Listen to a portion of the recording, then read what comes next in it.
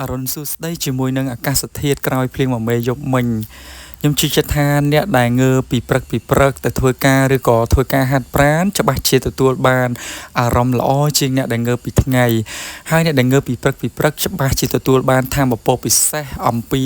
ធម្មជាតិនៃពេលព្រឹកនេះឯងហើយអំណោយផលមែនតើបើសិនជាវាភ្លៀងមកមេរួចដូចជាយប់មិញនេះឯងគឺព្រលឹមឡើងគឺពិតជាធ្វើឲ្យយើងមានអារម្មណ៍ស្រស់ស្រាយហើយបន្ទាប់ពីភ្លៀងមកមេយប់មិញនេះក៏ធ្វើឲ្យសួនរបស់ខ្ញុំ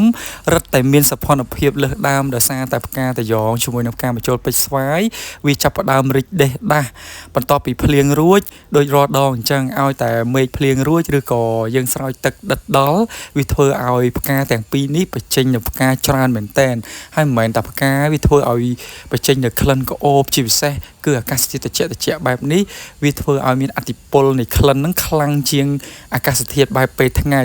បើសិនជាអ្នកទាំងអស់គ្នាដែលជិះម៉ូតូក៏ដូចជាធ្វើដំណើរកាត់ហាងខ្ញុំ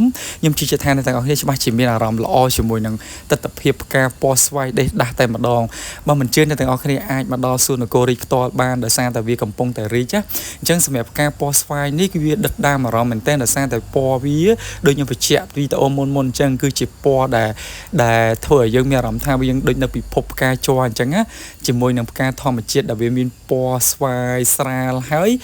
ពេលដែលវាផ្កាម្ដងវាធ្វើឲ្យយើងមានអារម្មណ៍ថាវាស្អាតហើយប្លែកតែម្ដងជាពិសេសអ្នកដែលស្រឡាញ់ពណ៌ស្វាយនេះតែម្ដងបើមិនជឿអ្នកទាំងអស់គ្នាអាចមកដល់ផ្ទាល់បានជាមួយនឹងសួននគររាជ599